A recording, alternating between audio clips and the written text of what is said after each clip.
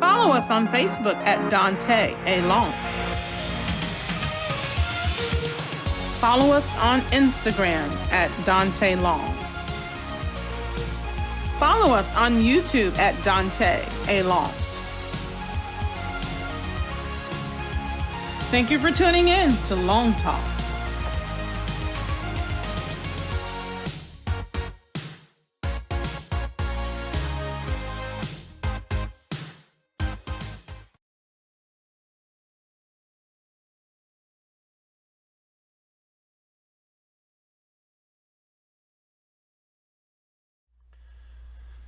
Good evening, and welcome to another episode of Longtalk. What a great joy and what a privilege it is to have another opportunity to be with you on this evening for a meaningful dialogue. And as always, we know that Longtalk is the effective way and meaningful way to dialogue, to get to a deeper understanding of whatever it is that is before us. And so tonight we are so grateful to have this opportunity to have this effective long talk again tonight on this Thursday evening. I just would like for you, if you don't mind, if you've not already done so, just go ahead and like and share here on Facebook. And if you're on Instagram, please do us a favor and follow us. If you're on Twitter, please do the same. Those that are watching tonight on YouTube, make sure if this is your first time or perhaps you're a returning guest, don't you dare leave this broadcast tonight without hitting that subscribe button and that notification bell. I would greatly appreciate it if you stay connected to Long Talk. This is your most trusted source for meaningful dialogue to help you with your quality of life.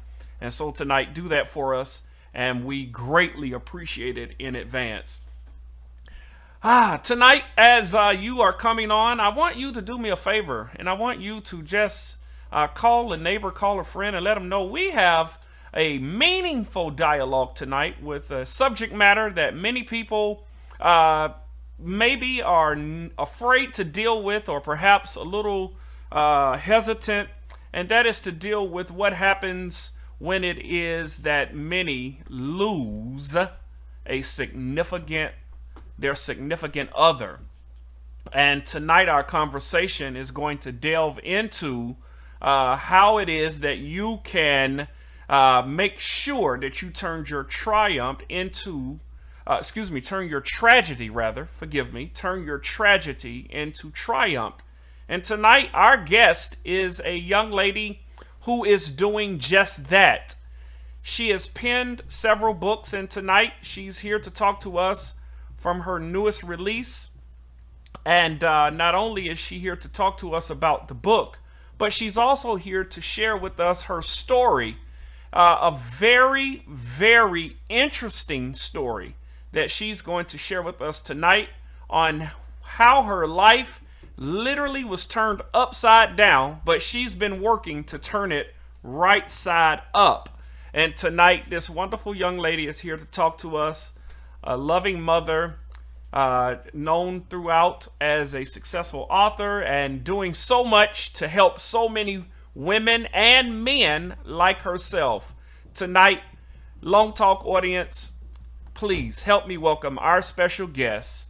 Help us welcome Miss Carmen Chloe. Carmen, how are you tonight? I'm doing amazing. Thank you so much for having me. How are you? I'm doing well. Thank you so very much for asking. I am just so happy that you've taken the time to chat with us on this evening.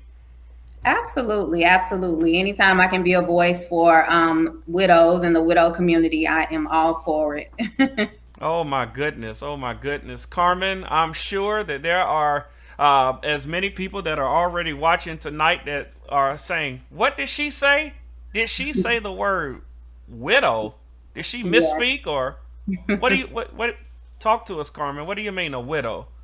A widow, that's such a heavy word. That's such a word that, as you spoke on a couple of moments ago, that people run away from. They Hmm. don't necessarily like to use. They don't know how to receive that word when they encounter a widow. But yes, I am a widowed mother of two children.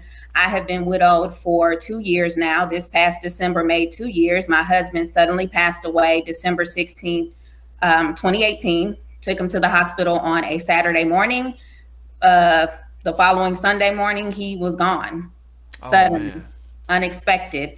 And I was left to pick up the pieces with our two small children. They were ages 4 and 7 at the time. Now they're ages 6 and 9. And I went through a bunch of major transitions after he passed away. Hmm. So just to be here in my right mind, it's nobody but God, because it wasn't just that my husband passed away. Like, we went through major transitions after he passed away. So yeah, I am a widow. I'm a widow. My husband died, and I'm here picking up the pieces with our children.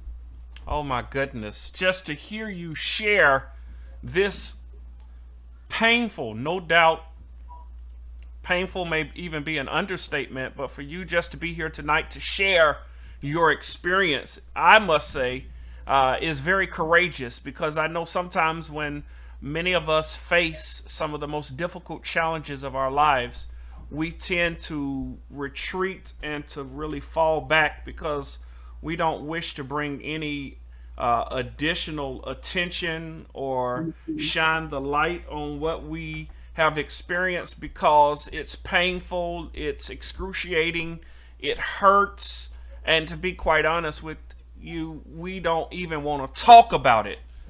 But tonight, Carmen, you said, I want to come on Long Talk and have a meaningful dialogue about exactly what has happened. Is that correct? Absolutely, absolutely. I actually was the opposite. Like, I've encountered a lot of women on this journey, and they don't want to talk about it. They don't want you to call them a widow. They kind of, stay below the radar. But like, I was the exact opposite. And I Mm. understand, like, as I've traveled this journey, I understand that everybody is not called to the widow ministry. Everybody's not called to the grief and bereavement ministry, but I know that I am. It's not something that I chose. It's not something that I was like, hey, God, pick me.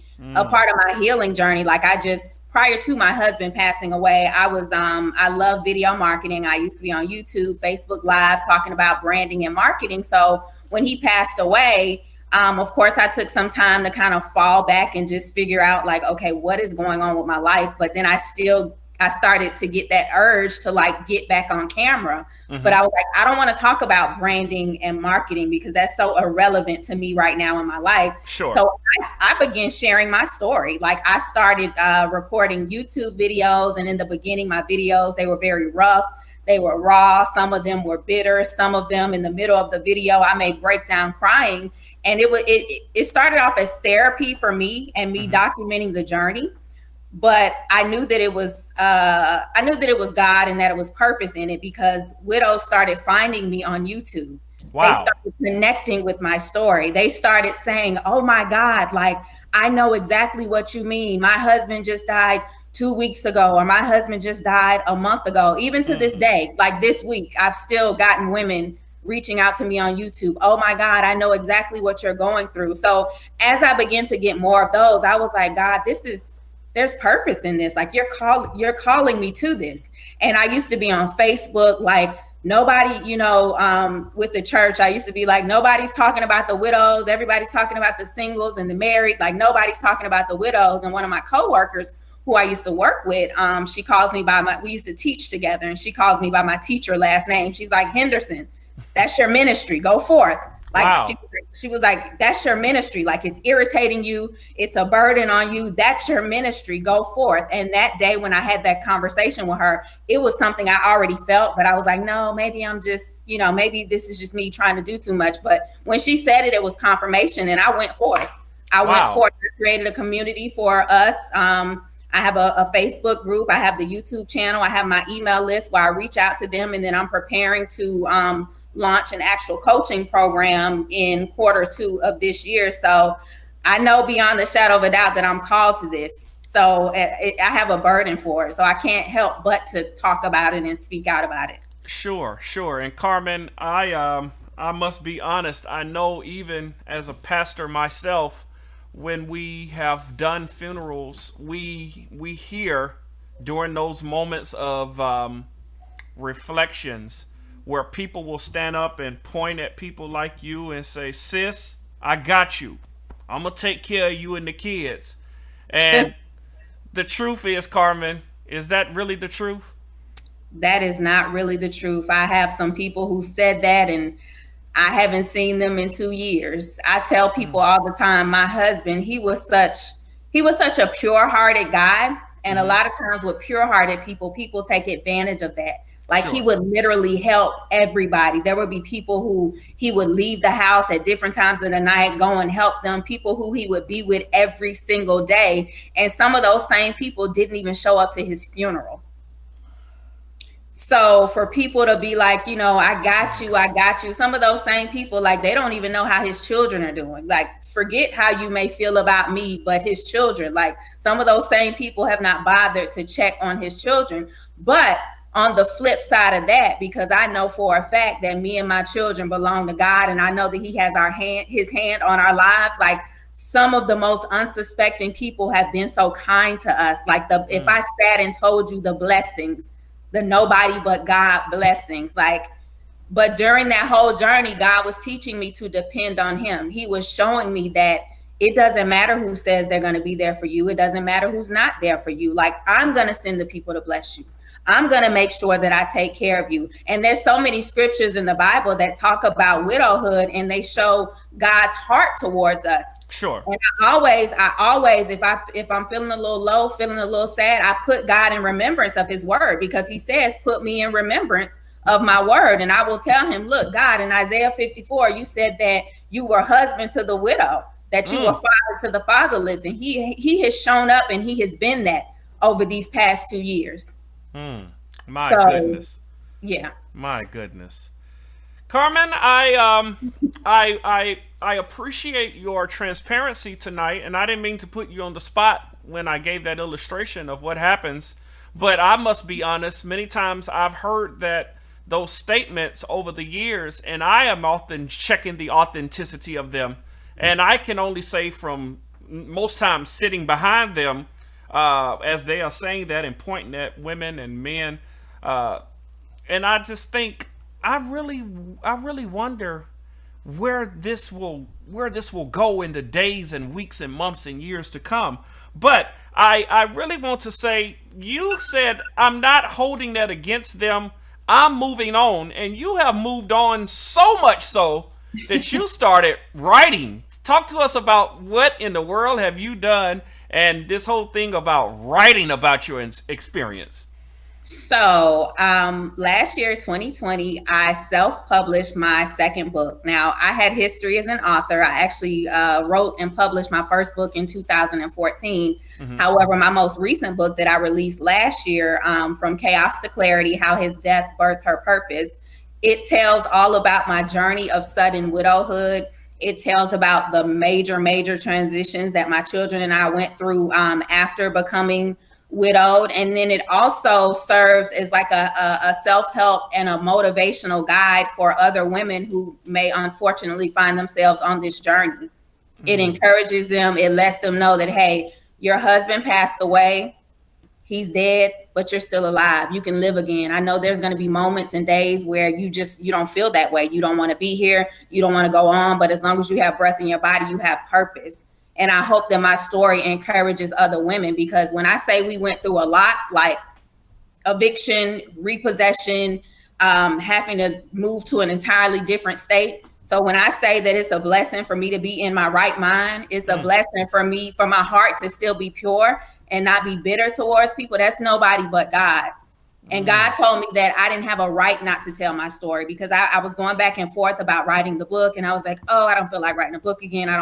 And God told me, he said, you don't have a right not to tell your story, because there's so many other women on this journey who are afraid to open up their mouths. They don't want to keep talking about it because they're worried about people saying, oh, she's still talking about this again. So he chose the right one, because I'm going to talk about it as long as he tells me to talk about it. I'm going to be a voice. I'm going to be an advocate for us. And that's what my book is. Wow. And so, Carmen, I got a few questions, if you don't mind. I'm not trying to poke and I'm not trying to prowl, but there is an audience of individuals who are listening to this and who will listen to this. And a lot of people really want to know the ins and outs of what you have faced. And so, Carmen, if you don't mind, I just want to ask you a few questions. Absolutely. Absolutely. First is the most obvious question, Carmen. What do you do when your spouse just suddenly, you said one Saturday you took him in and by that Sunday he was gone? What do you do when this just falls in your lap? Well, the first thing and the only thing that you really can do is breathe. You have to remember to breathe, because there's literally going to be some moments where you forget to breathe. You breathe, you grab a hold to your faith. If you're a woman or man of faith, you want to make sure that your support circle that you have around you, like, of course, there will be people who are going to say one thing and their actions show you another. But then hopefully you have some people in your corner who genuinely care about you and have your back and can comfort you, you can confide in, who can kind of, protect you from the wolves in sheep's clothing. Because unfortunately, during those times, that's when the wolves in sheep's clothing come out, because you're extremely vulnerable when you lose your spouse. You're not in your right mind. You're not thinking right. And there are some people that will try to take advantage of that. So you want to make sure that you have your support circle so that they can cover you when you can't cover yourself, when you don't know if you're coming or going, when you just don't know. You're still in a dream state. Like, is this really real? Yeah. Yeah. So you're saying the first thing you must do, and God forbid if anybody who's watching this and you ever have to travel this unfamiliar path and most difficult path, you're saying the first thing to do is what? Breathe. breathe. And also I'll add, take it moment by moment, because people are going to tell you, oh, you got to take it one day at a time. People are going to give you this old textbook advice, but unless you've traveled this journey, you don't know. You can't take it one day at a time. You have to take it moment by moment, because there will literally be times where you'll be okay one moment. You'll be in tears, crying one moment. You'll be angry and mad with the world the next moment. So you just have to take it moment by moment. Embrace every single emotion as it comes. Don't try to fight off your emotions. Don't try to hide your emotions to keep other people comfortable. Mm-hmm. So, yeah, those are just some tips for what to do in those beginning stages. This whole thing of when it just falls in your lap, is there a level of unbelief and a level of, I don't deserve this? I definitely feel like I went through that. I never went through a phase where I was angry with God. Like, I've met some widows who were rightfully so, they were angry with God. Mm-hmm. I didn't go through that phase where I was angry with God. I was more so stunned and more so like shocked, because it was like, okay, God, like, I could handle this in a sense, but for my children, my two daughters who were, and this is really the part that pricks my heart, like my babies, they were daddy's girls. And I never wanted them to grow up without their father, because my father went to prison when I was 9. He died in prison when I was 16. I know how that affected me as a young woman growing up, and I never wanted that for my children. So my biggest question or my biggest thought was like, why is this happening to my children? Why is this happening to my children? And then for me, like there's a whole, and I know everybody has different beliefs, even within the church, but there's a whole like prophetic side to my husband and him passing away. But you got to get the book to get that information. But even with that, it was like, God, this is not how this was supposed to go. Yeah. So, yeah. And so now you're saying breathe, process it, deal with it. Don't let your highs be too high. Don't let your lows be too low. Just deal with it moment by moment. And I like that you said that, because you could be having a great morning and then something trigger and ruin the afternoon. And then by night, the whole day is ruined, right? Yeah. Yeah. Or flip it. You could be having a bad morning, a pretty good afternoon, and a great night. Yep. Oh my God. The power of making sure that you take it moment by moment, right? Right. That's all you can do. And Carmen, speaking of the book, and I just want to lift this up. When I was taking some notes on this, you said this. You said it is important to birth new life while in the midst or in the face of death. It is significant, you said, to experience and to birth new life in the face of death. Talk to us about, what do you exactly mean? Well, with that, I just mean that I don't believe that, even though we go through devastating things, losing a spouse being one of the most devastating events ever in life.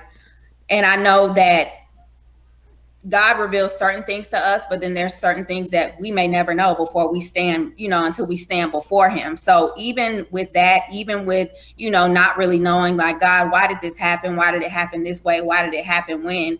I still believe that there is purpose in what happened. I don't necessarily believe that it was God's perfect will for my husband to die prematurely. But for whatever reason, he allowed it to happen. Like, I don't feel like everything that happens under the sun, God did it. I feel like some things God will allow because, he's God. He could have stopped it if he wanted to, but he didn't.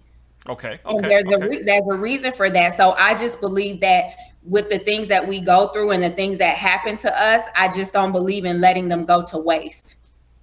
So in my husband's death, I wanted to make sure that his death was not in vain. Now, I was able to birth new life in the form of a book. However, it could have happened, it could have just ended with me starting the YouTube channel and connecting and ministering with other women, but it grew into something else, and I birthed out the book. So when I say birthing new life out of death, I mean, don't let the things that happen to you just kind of fall to the wayside. Like, don't just let it be like, oh, this horrible thing happened to me and that's it. I was listening to a motivational message by Eric Thomas the other day, and he was saying how he turned homelessness and eating out of the garbage can into a book. And that resonated with me so much. I was like, oh my God, I turned widowhood and being evicted and repossession and all that, I turned that into a book. So that's what I mean by birthing new life out of death. When you go through just horrible things in life, don't let that be it. Recycle that pain and turn it into something purposeful. Wow. Somebody who's watching, if you don't mind, because I need you to put that in the comments. Recycle your pain. Because, Carmen, you're saying that there is potential to change the narrative no matter how ugly it is. Is that what you're saying? Absolutely. Absolutely. Absolutely. But, Carmen, I just lost the most significant person, some of us say our soulmate. The one who we shared with and we had really good times with and built with, and oh my God. Now you're telling me. I'm not saying, the day or the month after, but Okay. like, and for me, and I don't, I never compare my journey to anybody else's, because in my opinion, my journey and my healing was supernatural. Like, I was on YouTube 3 months after my husband passed away, Okay. sharing my journey. But it was therapeutic. It wasn't like, and I didn't have in my mind, oh, I'm gonna create a group for widows. I was just, I had to get it out. Like, I had to get it out. I had to express myself. I had to talk about it, and it grew into something else. Now, somebody else on this journey, they may never get on YouTube. They may never want to talk about it. They may never write a book. But I just feel like when we go through things, like, it's not just, to go through it, whether it be, if you're not as vocal and as outspoken as me, it could be, another widow. You're in the grocery store one day and you have casual conversation with somebody and you find out that they just lost their husband. That's your opportunity to minister to them, to share your journey. So that's a form of birthing new life out of death as well. That's a form of recycling your pain. So it doesn't have to be on a large scale of like writing a book or starting a coaching program. It could just be, face-to-face street ministry, if you will. Oh my goodness. Boy, Carmen, you're talking good tonight, because most people say, oh man, I'm not a writer, or I'm shy behind the camera. My mother, who is a widow, my mom, she Danny, don't put that camera in front of me. But I know, to see her on the phone talking to other women, mom can encourage. I've seen her encourage her sister-in-laws. She said, you know what? Talking about my dad, I lost him first. Now you've lost. Listen, you can make it. And so I was thinking, Carmen, you're exactly right. Maybe it's a phone conversation. Maybe it's writing a letter. Maybe it's an email. Maybe, like you said, a conversation at the store. Taking somebody out for lunch or dinner. Or writing a book. Or going on the road, doing whatever.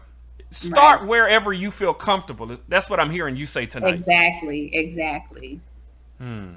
Carmen, we've got so much to dig into. We're going to take a small break. And when we come back, boy, we really want to talk about understanding the possibilities of what can potentially come out of all of this, right? The potential factor of it. And I want to talk about that potential factor right after this break. Okay. You're sitting at the light again, late for work, with 101 different things going through your mind. Things like texting your coworker or listening to the morning drive time. When suddenly you're startled from a loud sustained hug from the rear, you're embarrassed. The light has turned green and it's time for you to go. Introducing the road trip. Life is a trip, so read the signs. By Dr. Joelle Trout. Stop, yield, go. Construction zone ahead. It's amazing that we have less accidents when the signs in of themselves have no power to enforce. Yet they inform, guide, direct, and warn us of the potential dangers ahead.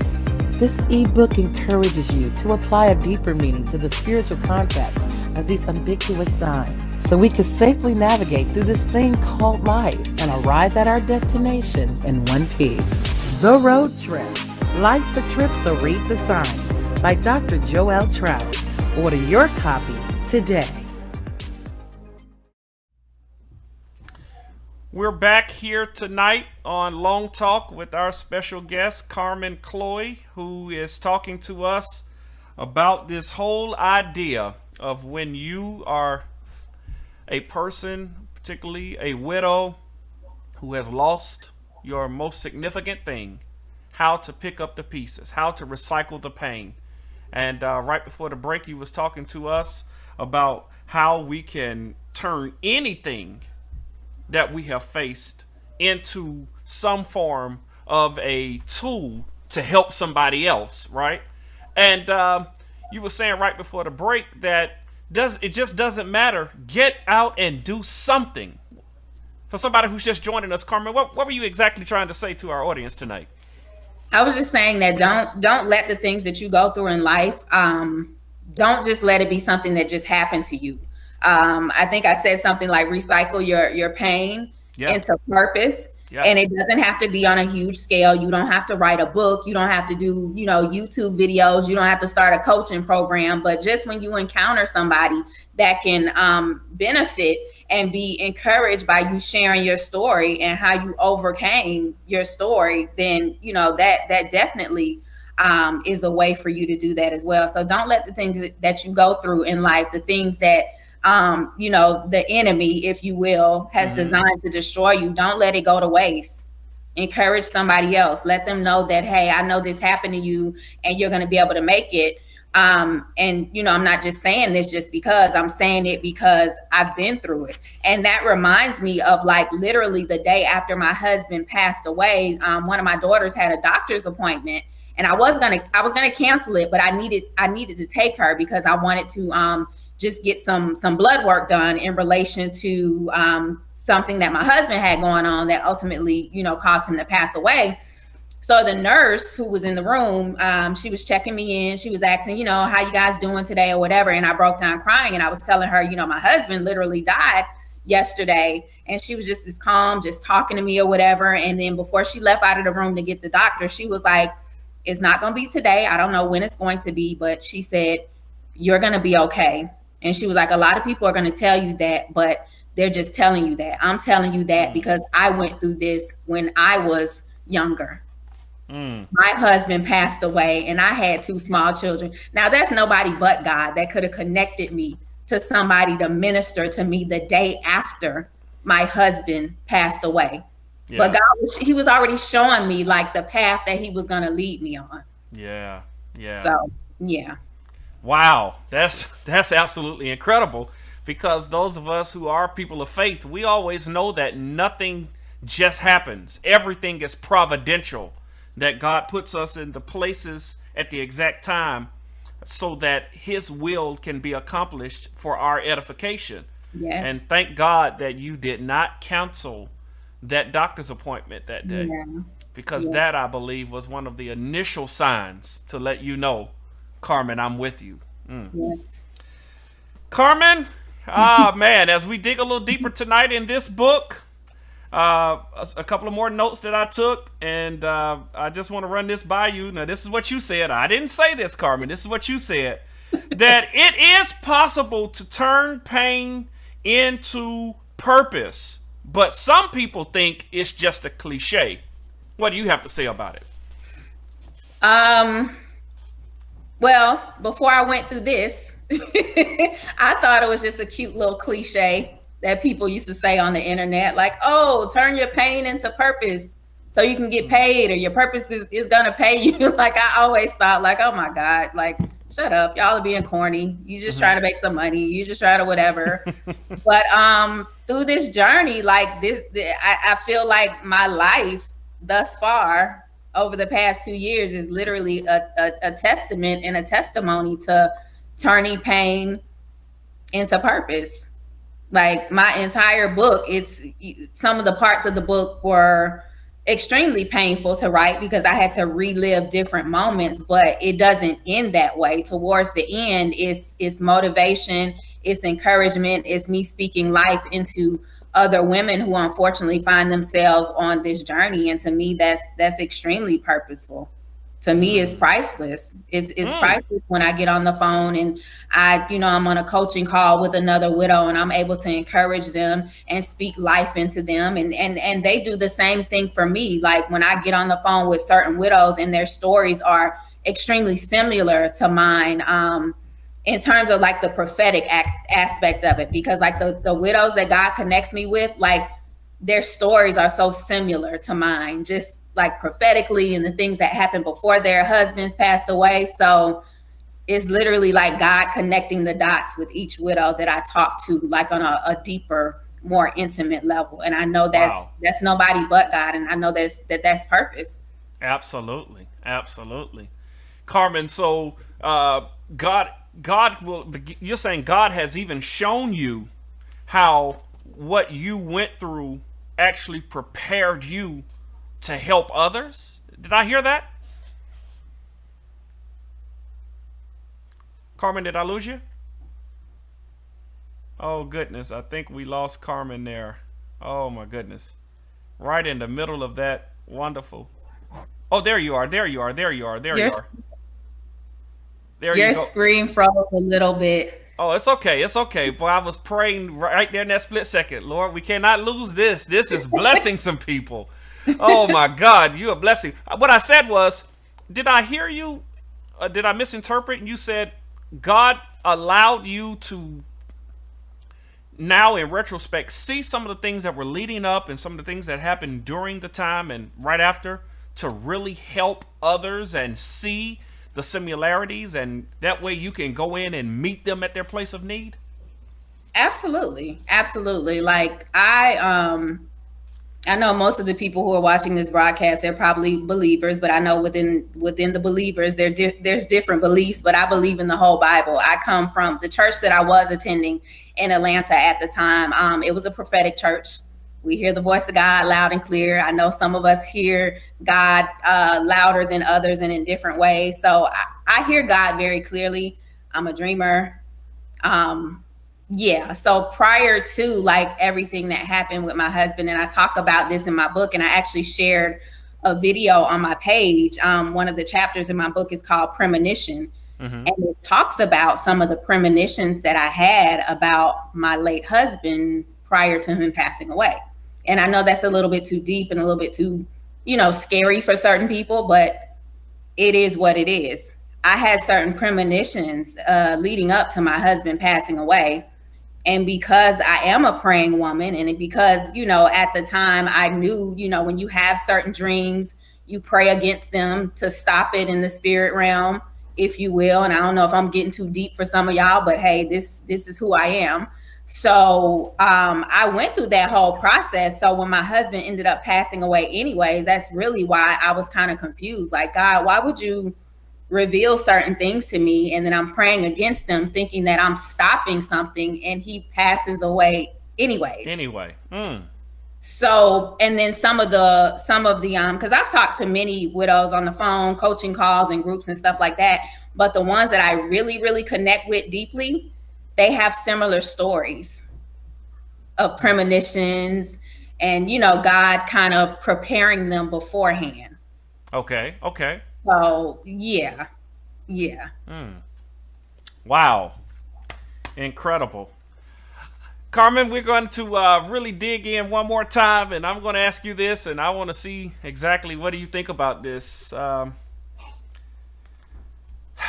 You wrote this, and this really resonated with me. You said, when life happens, you must be willing to transition from chaos to clarity. Transition from chaos to clarity. How do you think that's possible? It's possible just taking it moment by moment. It's possible when you get to a place to where it's like, okay, I've been through literally hell and back. My life has been chaotic. I've been through, the deepest, darkest times that I could ever go through, but it's something in me that still has a desire and a drive to live and not just simply exist, to live, to have a good life. And I think once you make that decision, then you'll find a way to get to that place of clarity, whatever clarity looks like for you. Okay. Clarity can look different to different people. Clarity for me was, as I talked briefly, like we were temporarily living with family. We had to move to another state, move back to my home state, because my brother and my mom were like, y'all need to come here and let us love on y'all. And I'm like, oh my God, like, I don't want to, like, I haven't been there in 7 years. I don't want to come back to Florida, but yet here we are. But even with all of that, like, clarity for me, it was like, okay, we need our own space. That was like step one. We need our own space. I'm thankful that we're able to stay, here, but we need our own space. So that was the first step of clarity for me, like my children and I getting our own space. Once I was able to do that, I'm like, okay, like I'm ready to gain a little bit more independence. So I started looking for a job, got that done. And then I'm like, okay, God, I know you called me out of the workplace many, many years ago. I know it's something else you want me to do. So that's when I started like, okay, I don't want to go back into what I was doing before with branding and marketing. Like, what am I going to do now? So that's when I started writing the book. So clarity can mean different things to different people on this journey. But when you make the decision of like, okay, like I've been sad, I've been crying, but I want better. I want to do better. I know that there's a rainbow at the end of all of this. Sure. So it's just really making that decision on the inside. Like I say all the time, it's really horrible what happened to us. We didn't choose it, but you have to make a decision and say, okay, I want to heal and I want to live again. Wow. If you never make that decision, that's on you. But if you do, it's a choice that you're going to have to make, even though, none of us asked for this. It's not our fault. But we have to make a conscious decision to say, okay, I'm going to grieve in a healthy way. I'm going to heal, and I'm going to have the boldness and the audacity to live again. And making sure that you take control of the situation to turn the chaos into clarity. Mm-hmm. Carmen, before we go tonight, I want you to look right in that camera, because there's somebody who's watching this, who's faced this, and has had to deal with this by themselves. They've never stumbled across anybody who is willing to share their story. There's somebody who just experienced this within the last 2 weeks. There's somebody who just experienced this week. And I dare say there's somebody who's going to experience this in the days to come, who will get somehow, and I believe by the providence of God, will find this video and will fast forward to this very moment and connect with their destiny to hear what you're getting ready to say. Carmen, look into that camera and talk to somebody. I just want to let you know that although things may seem chaotic, surreal, like you're living a bad dream, I want to let you know that things will eventually get better. I want to let you know that even though you may be surrounded by people who love you and care about you, but they just really don't understand what you're going through right now, I want to let you know that there are others like myself, like the communities that I'm a part of, that are able to encourage you, that are able to speak life into you, that are able to be a listening ear, and that are able to really understand and resonate exactly what you're going through on each step of this journey. So if you're watching this and you are unfortunately have become a part of this, what I like to call the sisterhood sorority that no wife wants to be a part of, I just want to let you know that I'm personally here for you. I want to let you know that you can get through this moment by moment, breath by breath. And I just want to let you know that you will be okay. Carmen, I know that really just touched somebody at their place of need. And I want to thank you so very much for coming on tonight to share your story. Thank you for having me. I appreciate it. Thank you so much. Ladies and gentlemen, tonight I would that you would connect with Carmen Chloe. You can pick up her new release, and you see the information there on the screen. Go by, visit her website, Carmen Chloe, CarmenChloe global.com. Carmen Chloe global.com. Pick up this book as she can't even say it. As you travel, it's the word. I can't even get the other word out. But as you're traveling down this road and you're journaling and you are sharing your experiences and you are making sure that you don't leave anything uncovered. This is a good book to somebody. Maybe you want to bless somebody that you know with a resource. Oh, I just sensed to say this, Carmen. Somebody maybe is not a widow, but their sister is one. Their mom is one. Their auntie is one. Cousin. Next door neighbor. I think that this will be a good gift that somebody can give to another woman who is in need and has no one to talk to. As we said, oh, Carmen, yes, thank you. You may not write the book yourself. You may not even read the book. Can I dare say that? But you can purchase the book and gift it to somebody who needs it. Absolutely. And not know how much of a blessing you can be to somebody's life. Carmen, I wish you the best. I trust that God's going to continue to see you through this journey. The gospel writer said he didn't bring you to it, not to bring you through it. And, Amen. I can already see this is not your last publication. God has already predestined and preordained for you to continue to take this message out to as many as will need to hear it. Because there are individuals like myself who may not have the time to address this issue. But as you said, the scripture is very clear. Even during the times of organizing the church, as was told to us in the book of Acts, when he told those men, we got to find some brothers to help organize this church. I remember, this is even prophetic. I got a t-shirt, Organize the Church. I've been wearing it all week as we were going around helping political figures across the state. Senator Warnock, Senator Ossoff. We were organizing, but Peter told those men, he said, while you all are organizing, we got to have somebody to assist the widows.